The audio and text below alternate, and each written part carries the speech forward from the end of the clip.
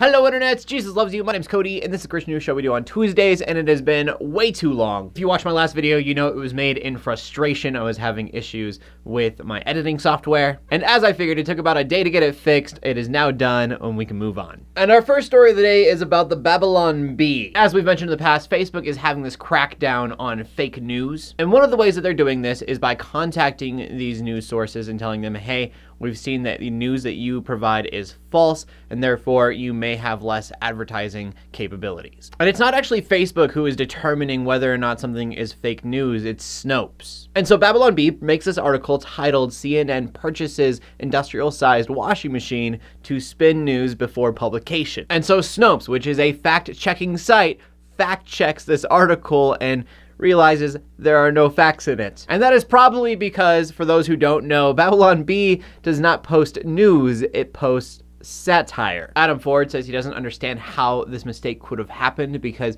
it has always been very clear that Babylon Bee is satire. But I want to argue that statement because some of those articles are definitely more true than they should be. Facebook has come out and apologized, did say that they made a mistake, which is kind of a big deal for Facebook. They usually don't say anything. Though Adam Ford believes that it wasn't a mistake given Facebook's bias against conservative media in the past. And speaking of Babylon Bee, our next story sounds like something from Babylon Bee. Recently, a Maryland church raffled off 5 cars to its congregation. And Creflo Dollar still can't get his jet.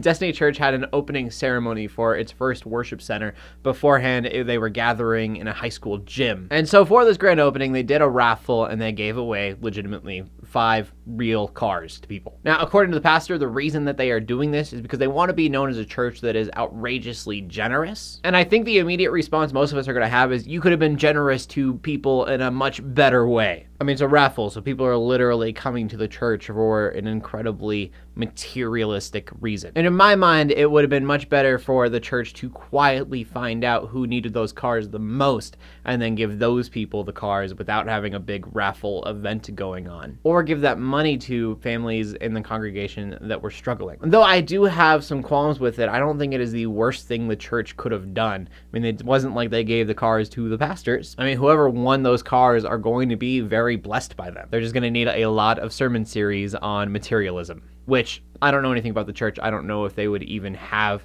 sermons on materialism, but hopefully they do. Like, it's definitely awesome to win stuff. I would love a new car, but there are more important things in life that we need to focus on, and hopefully the church teaches that. And then from that, we go to the final story of the day, which it's kind of old news, and I really can't add much to it, but I did want to say just something. Everyone knows by now that Billy Graham has passed away. Those who watch my show know that I was very inspired by him. And people much more articulate than I am have already said the things that I would say. But there is a news story tied to this that I think is kind of cool, and that is that there is a petition out right now to make a national holiday for Billy Graham, which I totally think is a thing that should happen. I mean, Billy Graham did not just have an impact on Christian culture, but American culture as a whole. He had an impression on our politics. I mean, whether you're Christian or not, this man has had a positive impact on our country. So I'm going to leave a link down below if you want to sign the petition, and I'm also going to make it the question of the day. Do you think that Billy Graham deserves a national holiday, yes or no? As always, my name is CodyArmour, bringing you Christian news in a not so boring kind of way every Tuesday. It is so good to be back.